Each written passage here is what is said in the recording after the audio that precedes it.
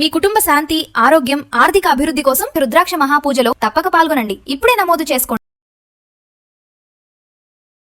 నమస్తే, welcome back to Suman TV. Present మనతో పాటు ఉన్నారు అనలిస్ట్ మందర కృష్ణారెడ్డి గారు. నమస్తే సార్. నమస్తే అమ్మ. సార్, తెలంగాణలో జూన్ 2న 2 లక్షల మందికి కొత్త పెన్షన్స్ ఇవ్వడం అనేది చేస్తామని రాష్ట్ర ప్రభుత్వం కీలక ఆదేశాలు జారీ చేసింది.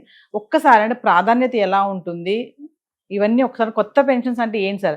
ఎవరెవరికి ఇస్తారంటే ఒకరి తర్వాత ఒకరికి పెన్షన్ ఉంటుందని చెప్తా ఉంటారు కదా. ఫస్ట్ ప్రయారిటీ ఎవరు ఉంటారు, సెకండ్ ఎవరు, నెక్స్ట్ ఎవరు ఉంటారు అని అంటే ఒకసారి. తెలంగాణ ప్రభుత్వం చేయూత అనేటువంటి ఒక పథకం ద్వారా వృద్ధులకు, వికలాంగులకు, దీర్ఘకాలిక రోగులకు రకరకాల పెన్షన్లు మంజూరు చేస్తుంది. దాంట్లో భాగంగా గత 3 సంవత్సరాల నుంచి కొత్త ప్రభుత్వం వచ్చినప్పటి నుంచి, అంతకుముందు 10 సంవత్సరాల పాటు అంతకుముందు ఉన్నటువంటి పథకాలే కంటిన్యూ, అంతకుముందు ఉన్నటువంటి ఎంతమంది అయితే మెంబర్స్ ఉన్నారో అంతమందినే కంటిన్యూ చేశారు తప్ప 10 ఏళ్లలో ఎవరిని పెంచడానికి వాళ్ళు ప్రయత్నం చేయలేదు. లక్షల సంఖ్య లోపల అప్లికేషన్స్ పడున్నాయి. సుమారుగా 10 లక్షల మంది అప్లై చేసుకున్న వాళ్ళు ఉన్నారు. ఇప్పుడు మేము కూడా చేయూత పథకానికి అర్హులం, మాకు కూడా ఇవ్వండి అని అడుగుతున్నారు. అందుకు గాను వాళ్ళ నుంచి ఒక 2 లక్షల మందిని సెలెక్ట్ చేయమని గ్రామీణాభివృద్ధి శాఖకు ప్రభుత్వం ఆర్డర్స్ పంపించింది. తద్వారా ఆల్రెడీ అప్లికేషన్స్ ఏవైతే ఉన్నాయో వాటి ప్రాసెస్ చేసి ఈ 10 లక్షల మందిలో మోస్ట్ ఎవరు ఎక్కువగా పేదరికంలో ఉన్నారు, ఎవరు ఎక్కువ అర్హులు అని గమనించి రాష్ట్రాన్ని మొత్తానికి 2 లక్షల మందిని సెలెక్ట్ చేసి దీంట్లో కలిపినట్టయితే వెంటనే వారికి పెన్షన్ మంజూరు చేయాలని ప్రభుత్వం యొక్క ఆలోచన. అలా దీంట్లో ప్రయారిటీ కూడా ఇచ్చారు వాళ్ళు. అందరికన్నా ఎక్కువ వృద్ధులకు ముందు అవకాశాన్ని కల్పించండి, వికలాంగులకు అవకాశం కల్పించండి, తర్వాత మిగతా ప్రయారిటీస్ ఏవైతున్నాయో వాటిని చూసుకున్నాం. ముందర వీళ్ళకు ముందు ఎక్కువ అవకాశాలు కల్పించండి అంటే సెలక్షన్ లోపల ఈ 2 lakhs మెంబర్స్లో వీళ్ళు ముందు ఎక్కువ మంది ఉండేట్టుగా చూడండి అనేది చెప్పారు వాళ్ళు. ఈ సెలక్షన్ ప్రాసెస్ స్టార్ట్ అయింది. తొందరలోనే సెలక్షన్ పూర్తవుతుంది. ఒకసారి సెలక్షన్ పూర్తయినట్టయితే అక్కడి నుంచి ప్రభుత్వం ఈ పథకాలు అంటే ఈ 2 లక్షల మందిని కొత్తగా చేర్చుకొని ఇప్పటికే 43 లక్షల మంది సుమారుగా పొందుతున్నారు. వీటితో పాటుగా ఇప్పుడు ఈ కొత్తగా ఉండే వాళ్ళు 2 లక్షలు కూడా దాంట్లో జాయిన్ అయిపోయి వాళ్ళ మొత్తానికి ప్రతి నెల వాడికి ఎవ్రీ మంత్ కూడా వాడికి క్రమం తప్పకుండా ఈ పథకం ద్వారా వాళ్ళ కొంత డబ్బు వాళ్ళకి అందేటట్టుగా ప్రభుత్వం చేస్తుంది. తద్వారా వాళ్ళు ఇతరుల మీద ఆధారపడకుండా తమ జీవితాన్ని తాము కొనసాగించడానికి కొంత అవకాశం ఉంటుందనేది ప్రభుత్వం యొక్క ఆలోచన. ఇప్పుడు పిల్లలు వదిలిపెట్టి వెళ్ళిపోయారు, చాలామంది వృద్ధులు ఉన్నారు, వాళ్ళ పరిస్థితి ఏమిటి? ఇప్పటిదాకా ఏం చేస్తున్నారంటే భర్త చనిపోతే భార్యకి ఇస్తున్నారు, అంటే ఆ పెన్షన్ ఇద్దరిలో ఎవరికో ఒకరికి ఇస్తున్నారు. ఇప్పుడు పెన్షన్ ఒకరు చనిపోతే ఇంకొకరికి ఆ పెన్షన్ వచ్చేట్టుగా చేస్తున్నారు. అంతవరకే చేస్తున్నారు తప్ప కొత్త వాళ్ళకి పెన్షన్ ఇవ్వడం లేదు. ఇప్పుడు కొత్త వాళ్ళకు కూడా 2 లక్షల మందికి పెన్షన్ ఇవ్వాలనేది ఆలోచన. కాబట్టి ఇది బాగా ప్రజలకు వెళ్ళే అవకాశం ఉంది. ప్రజల్లో ఇంకా కొంచెం ఆశ కలిగే అవకాశం ఉంది.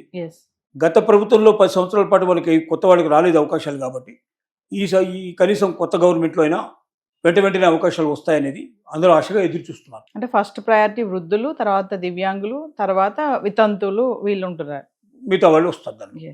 అంటే సార్ మామూలుగా ఈ పెన్షన్స్లో కూడా స్కామ్స్ ఏమైనా జరుగుతాయా సార్? పెన్షన్లో స్కామ్స్ అంటే ఎలా జరుగుతాయంటే వికలాంగుల పెన్షన్లో ఎక్కువ జరిగే అవకాశాలు ఉన్నాయి. తర్వాత రెండోది ఏంటంటే దీర్ఘకాలిక రోగుల విషయంలో కొన్ని జరిగే అవకాశాలు ఉన్నాయి. వికలాంగులు కానివాళ్ళు కూడా పార్షియల్గా ఉండే వికలాంగులు కూడా తమ పూర్తి వికలాంగులని ప్రకటించుకోవడానికి దొంగ సర్టిఫికేట్లు సంపాదించేసి పెట్టడం. అలాగే అసలు ఏ దీర్ఘకాలిక రోగాలు పెద్దగా లేని వాళ్ళు కూడా తమ దీర్ఘకాలిక రోగాలు ఉన్నట్టుగా సర్టిఫికేట్ సంపాదించి పెట్టడం. ఇవాళ సర్టిఫికేట్ దొరకడం పెద్ద కష్టమైన విషయం కాదు, అది మంచినీళ్ళ ప్రాయంగా ఉంటుంది. కొంచెం లంచం పడేస్తే సర్టిఫికేట్ దొరకడం అనేది చాలా సులభంగా జరుగుతుంది. అట్లా తెచ్చిన వాళ్ళు కొంతమంది ఉన్నారు, అలా కొన్ని జరుగుతున్నాయి. ఇప్పుడు ఆంధ్రప్రదేశ్లో అట్లాంటి ఏరివేత కార్యక్రమం ఇప్పటికే 2 సార్లు చేశారు, ఇంకోసారి కూడా ఇప్పుడు చేయబోతున్నారు. ఏరేసినప్పుడల్లా కొన్ని వేల మంది దొరుకుతున్నారు, అంటే కొన్ని వేల మంది దొంగలు ఉన్నారు దీంట్లో అనే విషయం మనకు అర్థమవుతుంది. అప్పనంగా డబ్బులు వస్తాయి ప్రభుత్వం నుంచి అనే భావన, ఓ సర్టిఫికేట్ ఏదైనా సంపాదించి కాస్త డబ్బులు సంపాదించి పెట్టేసుకుంటే మళ్ళీ సంవత్సరాల తరబడి అడగరు కదా అనే భావంతో నడుస్తుంది. దానికి తగినటువంటి పద్ధతి లోపల వాళ్ళకి ఆరోగ్య పరిస్థితులు ఎప్పటికప్పుడు చెకప్ చేసుకుంటూ నిజంగా వాళ్ళ ఆరోగ్యం బాగులేదా, వాళ్ళు నిజంగా వికలాంగులయ్యా, ఇలాంటివి చాలా గమనించి దాని ప్రకారంగా సరైన అర్హతలు ఉండే వాళ్ళకి ఇచ్చినట్టయితే బాగుంటుంది ప్రతి ఒక్కరి అభిప్రాయం. అంటే కొత్తగా మళ్ళీ 2 లక్షల మందికి పెన్షన్ ఇవ్వడం అనే దానికి అంటే రీజన్ బిహైండ్ ఏమన్నా ఉందా? అంటే చేయూతకు అప్లై చేసుకుంటే దాని అర్హతలు ఉండేవాళ్ళు అప్లై చేస్తారు. వృద్ధులైతే 60 ఏళ్ళు దాటిన వాళ్ళు, ఎస్. అలాగే వికలాంగులైతే పార్షియల్గా కాకుండా ఫుల్గా ఉండే పద్ధతిలో ఉండేటి వాళ్ళు, అలాగే దీర్ఘకాలిక రోగులైతే ఇదని, వితంతులైతే ఇది, ఒంటరి మహిళలు భర్త చనిపోయినట్టు వాళ్ళు, ఒంటరిగా ఉంటున్న వాళ్ళు, ఇంకో మ్యారేజ్ చేసుకోకుండా ఉన్నవాళ్ళు, డిపెండెన్సీ లేని వాళ్ళు ఎవరుతున్నారో అలాంటి వాళ్ళు దీనికి అప్లై చేసుకోవడానికి అర్హులు వాళ్ళు. వీళ్ళంతా కలిపి 10 లక్షల మంది అప్లై చేసుకున్నారు. ఇప్పుడు అప్లై చేసిన వాళ్ళ సంఖ్య మొత్తం తీసుకుంటే 10 lakhs ఉంది. ఈ 10 lakhs లోపల ఒక 2 lakhs సెలెక్ట్ చేయమంటున్నారు. వాటిలో ప్రియారిటీ బేస్ అంటే ఎక్కువగా ముందు వృద్ధులకు ఎక్కువ ప్రాముఖ్యత ఇవ్వండి, తర్వాత మీరు వికలాంగులకు ఇవ్వండి, వికలాంగులు. ఆ తర్వాత ఇట్లా మెల్లగా ప్రయారిటీస్ అని వితంతువులు. గవర్నమెంట్ తెలియజేస్తుంది. ఎస్. ఏదేమైనప్పటికీ ఇది ఏంటంటే ఏమీ లేని వాళ్ళకి కొంత జీవన మార్గం, ఇంకోరి మీద ఆధారపడకుండా, పిల్లలు లేరు, ఎవరి మీద ఆధారపడే పరిస్థితి లేదు, అడుగు తినకుండా కాస్త కూస్త అమౌంట్ వస్తే దాంతో జీవితం గడపచ్చు. పల్లెటూరులో అయితే ఇల్లు కంపల్సరీగా ఉండే అవకాశం ఉంటుంది. సొంత ఇంట్లో 3,000 వచ్చినా 5,000 వచ్చినా కొంతవరకు సర్దుకొని పోయి బతకడానికి అవకాశం ఉంటుందని వాళ్ళ ఉద్దేశం. Thank you sir.